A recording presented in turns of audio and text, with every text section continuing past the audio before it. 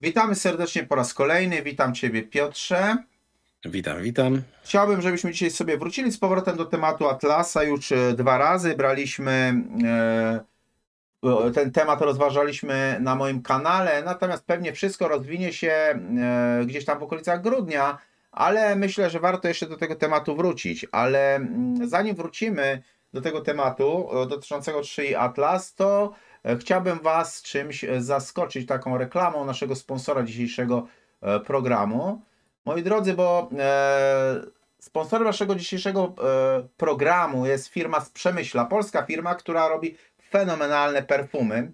Takie perfumy dla prawdziwych dżentelmenów, bym powiedział, które są inspirowane takim eleganckim aromatem suszonych liści i mają taki głęboki zapach z taką ciepłą nutką przypominającą tytoń i wanilię. Oczywiście ten produkt nie zawiera ani tytoniu, ani nikotyny, absolutnie, ale moi drodzy, warto jest takie perfumy nabyć. One fantastycznie pachną takim zapachem starego kredensu, starego fotelu, po prostu coś dla prawdziwych dżentelmenów. Telefon tutaj podałem do tej firmy, to jest 570 814 076.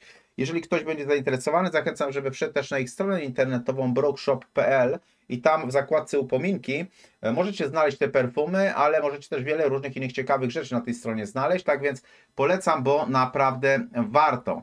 A teraz przejdźmy sobie do naszego programu dotyczącego co dzieje się w zasadzie z Atlasem. Powiedz mi, czy saga Atlasa zbliża się powoli do końca, czy jest Twoim zdaniem wręcz przeciwnie? Ja tylko dodam, że ci, którzy wierzą, że odwiedzą nas kosmici, to pewnie się zgodzą ze mną, że powinniśmy ładnie pachnieć No. w tym dniu. Czy saga się zbliża do końca? Wydaje mi się, że tak. I tak jak wspomniałeś, będzie to pewnie około grudnia. Dlaczego tak myślę? 3i Atlas osiągnął najbliższą odległość do Słońca. Na chwilę jest niewidoczny z Ziemi. My to nagrywamy, przepraszam tu chwilowo za telefon, my to nagrywamy na początku listopada. On pojawi się znowu za jakiś czas dla obserwatorów i wtedy będzie już dużo wiadomo. Jeżeli on nagle przyspieszy na przykład, jeżeli on się w ogóle nie pojawi, no to będzie oznaczało, że bardzo możliwe, iż jednak mieliśmy do czynienia z obiektem sztucznym.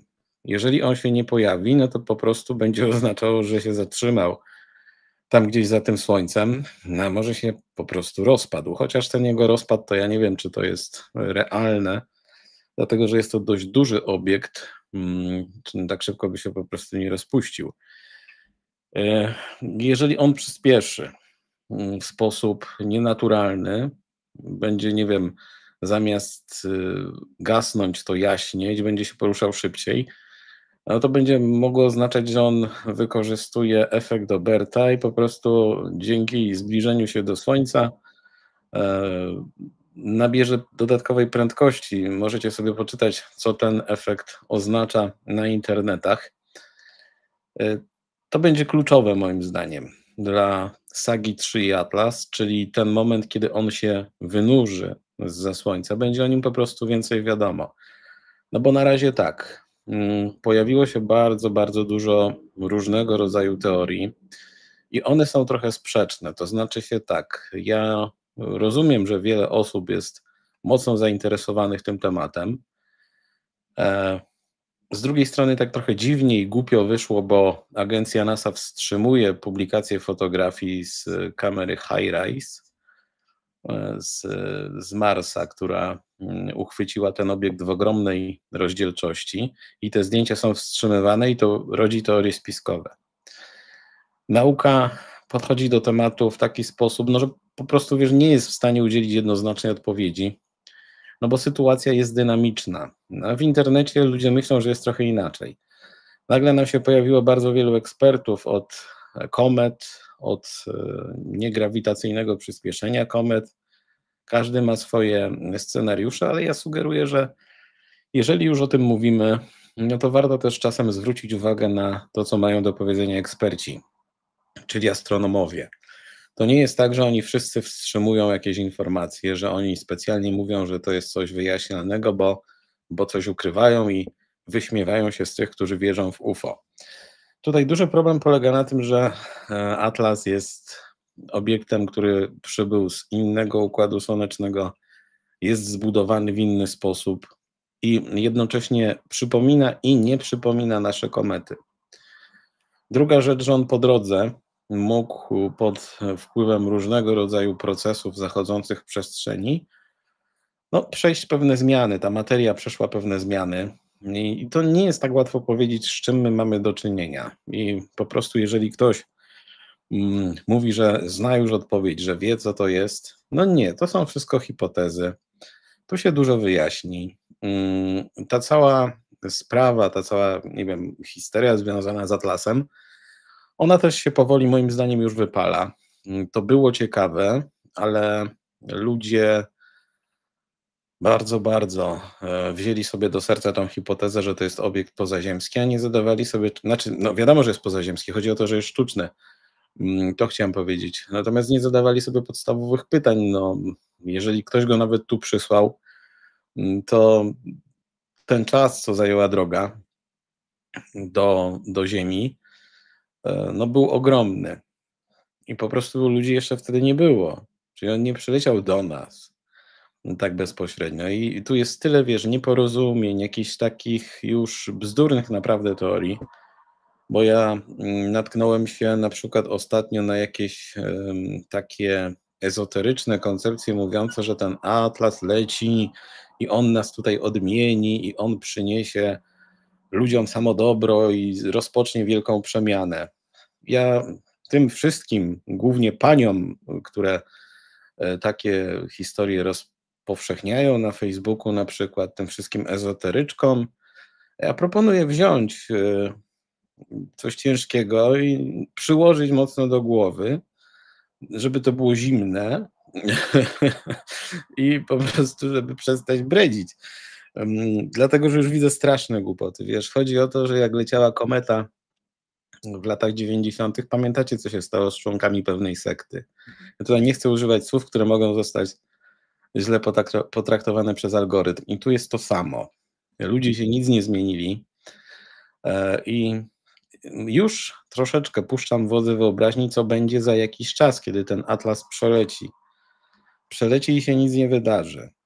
Co będą mówić ludzie? O, że wszystko jest znowu ukrywane, że nam nie powiedzieli, bo nie chcieli powiedzieć. A ja myślę, że nie do końca.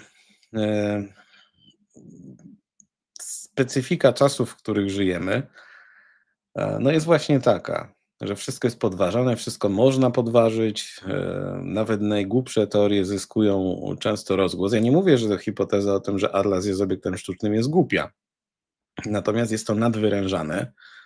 I tak jak mówię, no nagle się okazało, że mamy prawdziwych, samozwańczych ekspertów w internecie, którzy nie są astronomami, a ci, którzy mają coś do powiedzenia na temat komet, no są nagle uważani za, wiesz, jakichś tam kłamców i tak dalej, bo ukrywają prawdę. Ta prawda leży zawsze gdzieś po środku. I myślę, że o tym trzeba pamiętać i zasadę złotego środka w przypadku Atlasa stosować. Bo drugą cechą naszych czasów jest to, że ludzie bardzo szybko zapominają i zobaczysz, że jak ten Atlas poleci, no to też bardzo szybko się zapomni te wszystkie nawet najdziwniejsze teorie mówiące o tym, że jest to tam jakaś żywa plazma czy coś w tym stylu, bo tych hipotez jest naprawdę mnóstwo. Czasami to, do czego jesteśmy w stanie dotrzeć w internecie, no to jest tylko ułamek tego wszystkiego, co tak naprawdę w tej sferze nawet YouTube'owej krąży. Bo myśmy wiele razy mówili też przy okazji Atlasa, czy u ciebie, czy gdzie indziej, że w sieci się pojawiają dziesiątki różnego rodzaju fejków z wykorzystaniem na przykład naukowców i taki filmik jest opatrzony jakimś krzykliwym tytułem.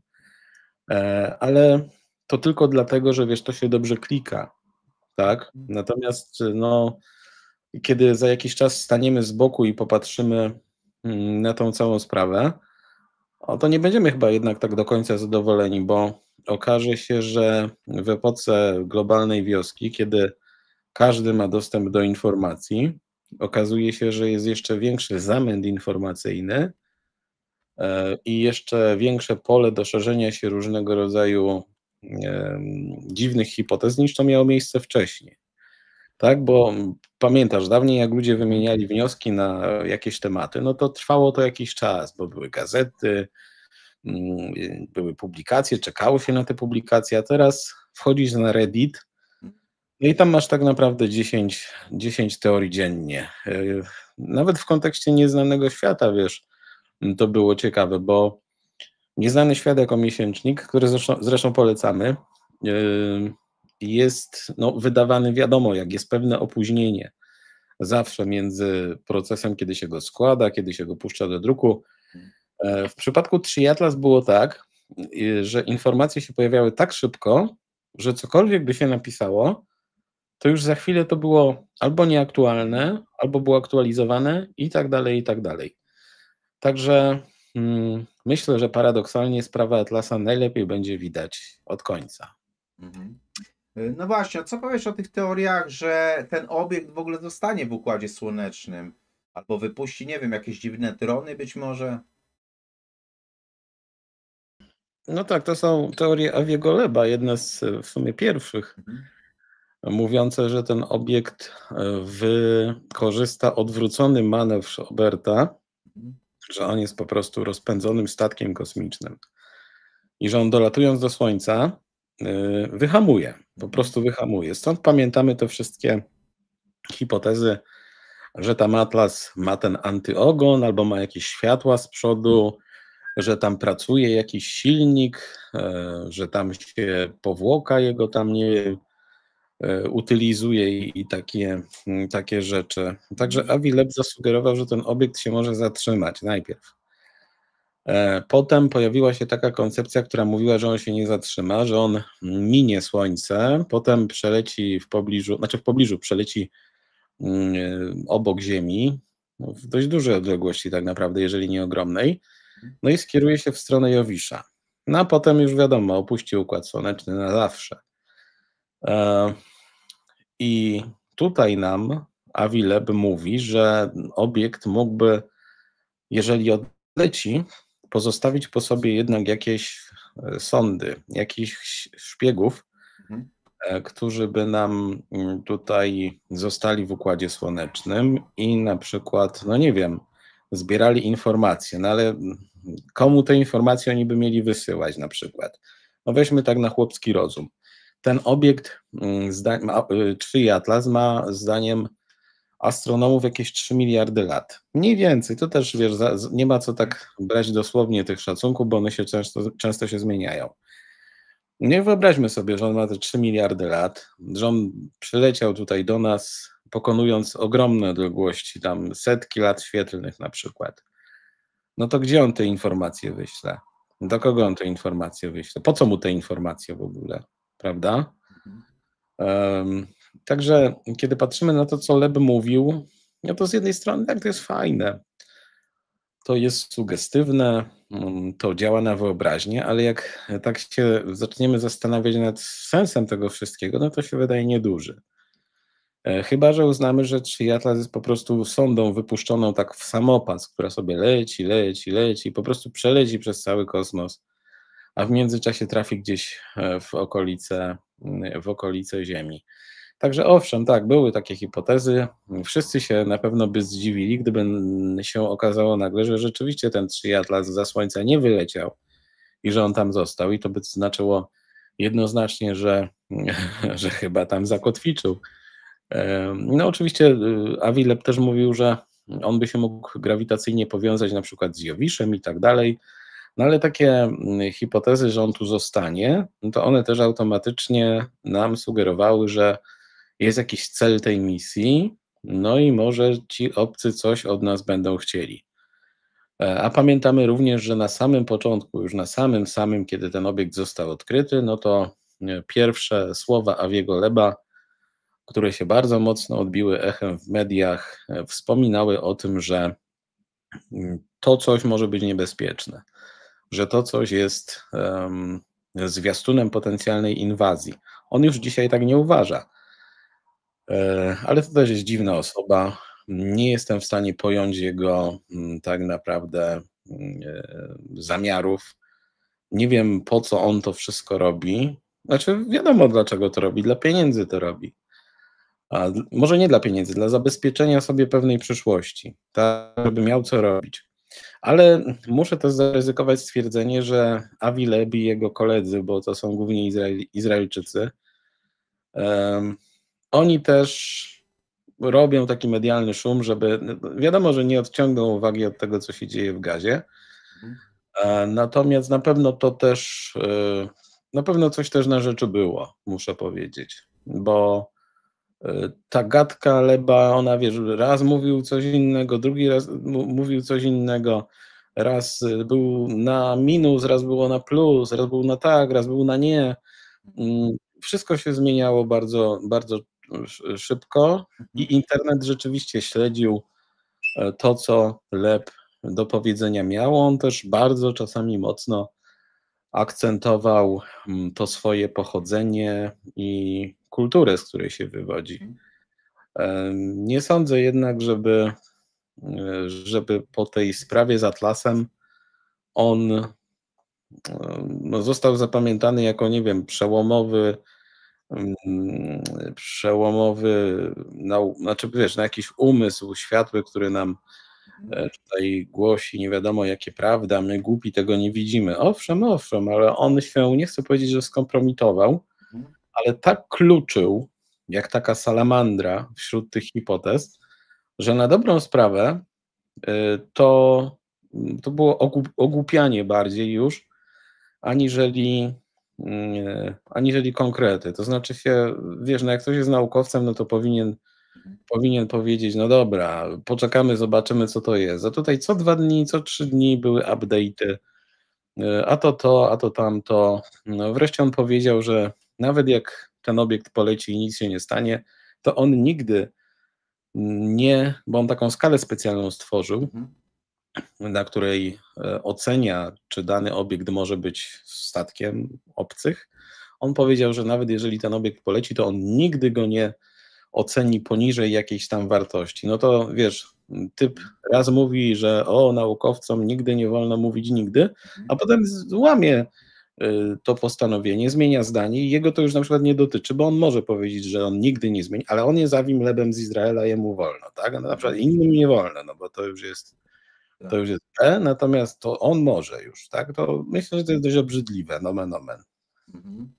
No tak, no można by ogólnie powiedzieć, że to jest po prostu takie, delikatnie mówiąc, odwracanie uwagi. I to co to powiedziałeś, że Leb faktycznie bardzo dziwnie zachowuje się w tej całej sytuacji, tak?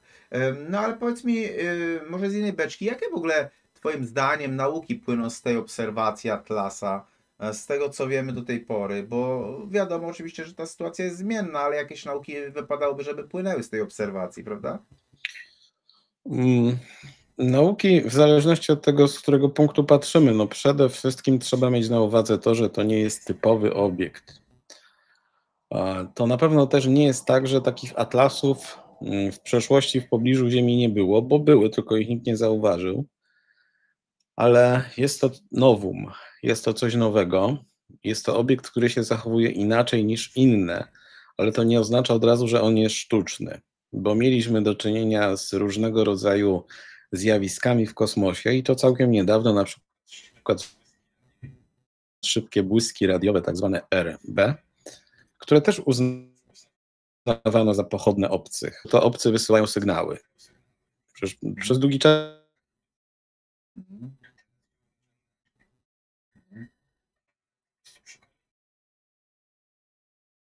No coś przerywa.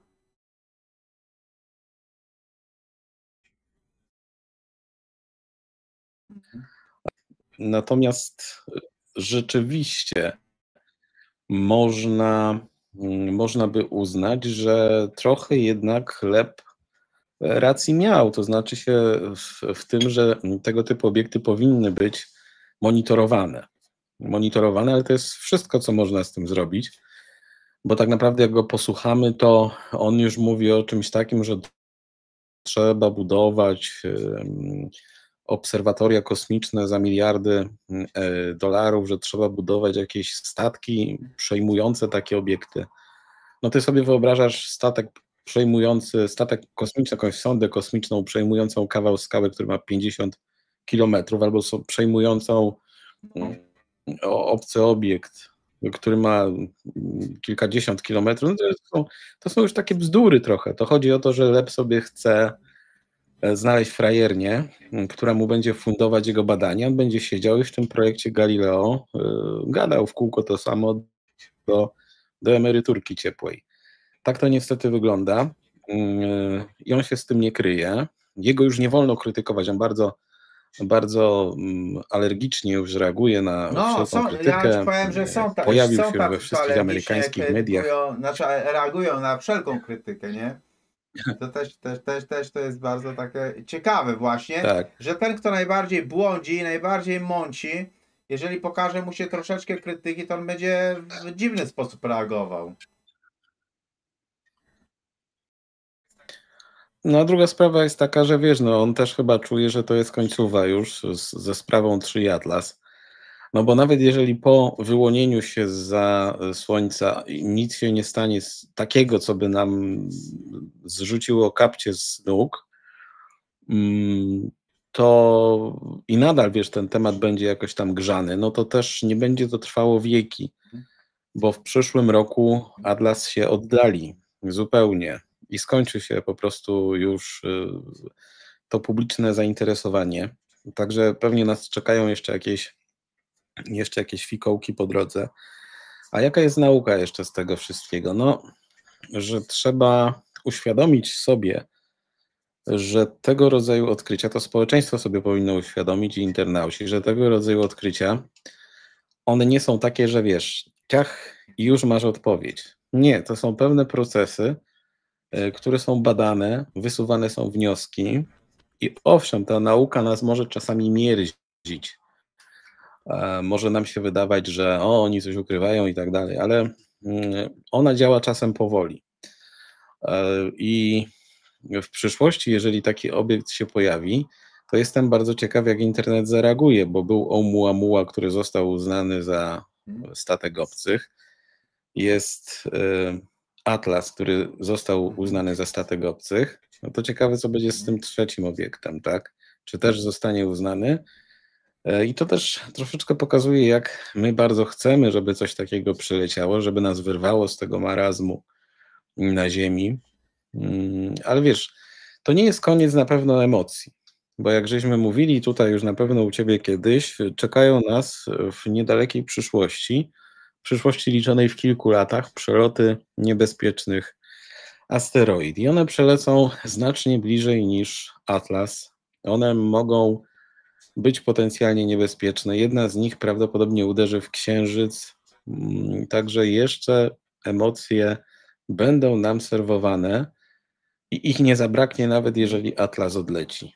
No właśnie, czyli powiem Ci krótko, szczerze mówiąc, to trzeba będzie sobie poczekać do grudnia, zobaczyć co tam ogólnie z tego wyniknie, prawda? No i myślę, że trzeba dać temu po prostu czas, prawda? Trzeba dać temu czas, żeby po prostu prawda sama wyszła na jaw, bo już tyloma rzeczami wydaje mi się jesteśmy karmieni, że tak naprawdę ludzie są w takim obłędzie, że nie wiadomo co jest prawdziwe, a co jest fałszywe, no nie? No tak, no wiesz, biorąc pod uwagę te wszystkie hipotezy, które się pojawiły, to ja zauważam czasami takie stadne zachowania w internecie, że ludzie zapominają o jednym i potem jak się pojawia nowa teoria, to sobie o tym przypominają. No okej, ktoś powie, to po co i wy nagrywacie o tym Atlasie, skoro to jest nieprawda i skoro należy poczekać na sam koniec. Nagrywamy, żeby podawać informacje, żeby pewne rzeczy nie tyle prostować, no bo my też nie jesteśmy astronomami. Nie dotykaliśmy tego Atlasa, nikt go nie dotykał, niestety, ale są osoby, które znają się bardziej na przykład na analizie pewnego rodzaju danych astronomicznych i myślę, że ich też się powinno słuchać, ale najbardziej to chyba brak takiego, nie wiem, autorytetu to może nie, ale brak takiego źródła, takiego głosu, takiej osoby, która by to wszystko zlepiła w jeden koherentny obraz, bo każdy z nas widzi świat inaczej, natomiast przeciętny użytkownik internetu, który coraz bardziej polega na krótkich treściach, chce odpowiedzi od razu, tak? Wiele osób się nad tym nie zastanawia i brak chyba takiego człowieka czy takiej instytucji, która by powiedziała takim osobom: jest tak, a tak. A tutaj, wiesz, w przypadku Atlasa, no to otwierasz internet, wchodzisz na to pole i patrzysz i masz 50 teorii tak naprawdę, różnego rodzaju, które się wzajemnie przecinają, uzupełniają. I to jest bardzo symptomatyczne dla naszych czasów, że zamiast czasami sedna i sensu, no to mamy taki rój teorii, rój informacji i wkraczamy na pole potencjałów różnych. Zamiast się czegoś dowiadywać z tego internetu, no to okazuje się, że znowu musimy sami wyciągać wnioski, bo nikt nam nie powie, jak jest, tylko sami musimy sobie zadać trud, żeby wyjaśnić, co może być prawdą, a co nie. Tak samo jest z Atlasem, ale jak mówię, poczekamy, zobaczymy. To coraz bliżej jest rozwiązanie. Zobaczymy, co ta góra urodzi.